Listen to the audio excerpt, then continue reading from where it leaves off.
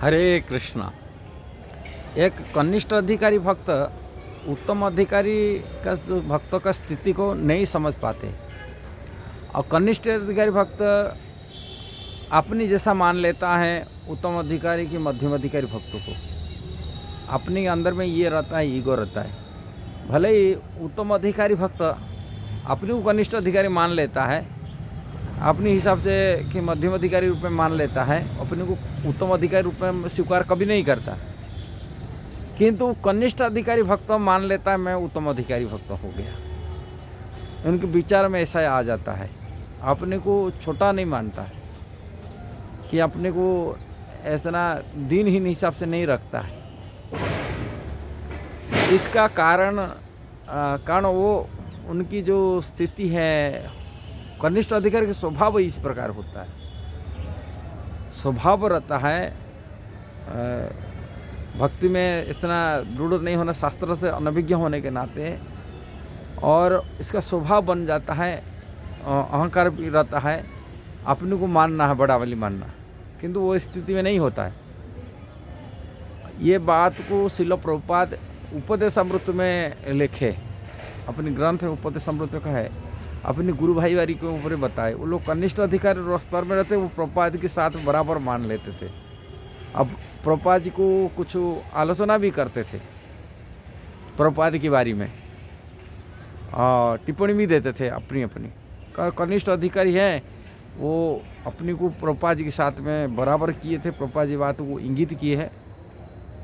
ये बात प्रभुपाद इसलिए बोले, कले ऐसा लोगों के साथ संगति करने से व्यक्ति की पतन हो जाता है, माने आध्यात्मिक विकास नहीं कर पाता है।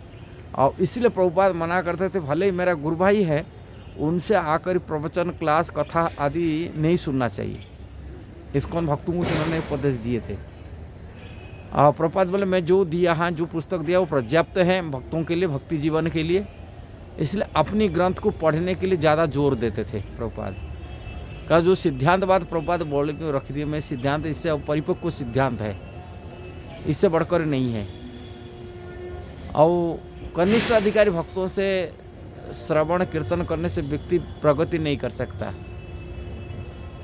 इसीलिए रूप गोस्वामी कहे, जो निंदादि शून्य है, जो आध्यात्म में बड़े चढ़े हैं, उनकी संगति करने के लिए, उत्तम भक्ति की संगति करे जैसे व्यक्ति उत्तम हो सकता है। किंतु कनिष्ठ अधिकारी भक्तों की संगति करने से व्यक्ति की भक्ति जीवन में पतन हो जाता है। इसलिए सावधान, भक्ति जीवन में सावधान रहना चाहिए। आध्यात्मिक क्षेत्र में हम किसी की कथा सुनना, कहाँ सुनना, ये विचार करने की बात है। आध्यात्मिक क्षेत्र में यदि हम लोग ये विचार नहीं करेंगे, कहाँ भी मिल जाता है, किसी भी जगह पर कथा सुनेंगे, हम उन्हीं कथा में संशय में फंस सकते हैं, और संशय के कारण से हम आध्यात्मिक विकास नहीं कर पाएंगे। इसलिए हर जगह की कथा नहीं सुना जा सकता है।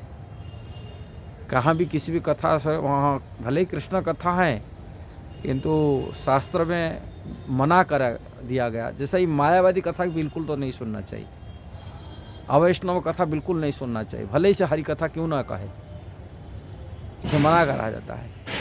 इसलिए संगति किसी करना चाहिए, कहाँ से सुनना चाहिए, ये विचार करना चाहिए। और कृष्ण के ऊपर जो निर्भर करता है, कृष्ण ऐसा व्यक्तियों की संगति दिलाता है। कृष्ण बुद्धि देते, किससे सुनना चाहिए, कहाँ सुनना चाहिए। और जो कृष्ण पर निर्भर नहीं करता है, अपनी बुद्धि लगाता है, वहाँ फंस जाता है।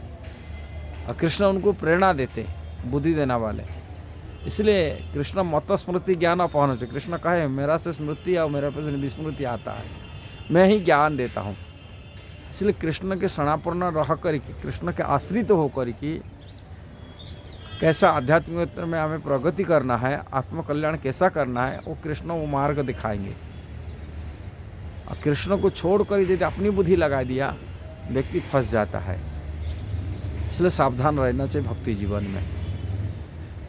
ये वीडियो सही लगा जरूर उसको शेयर करना, सब्सक्राइब करना, लाइक कमेंट देना। हरे कृष्णा।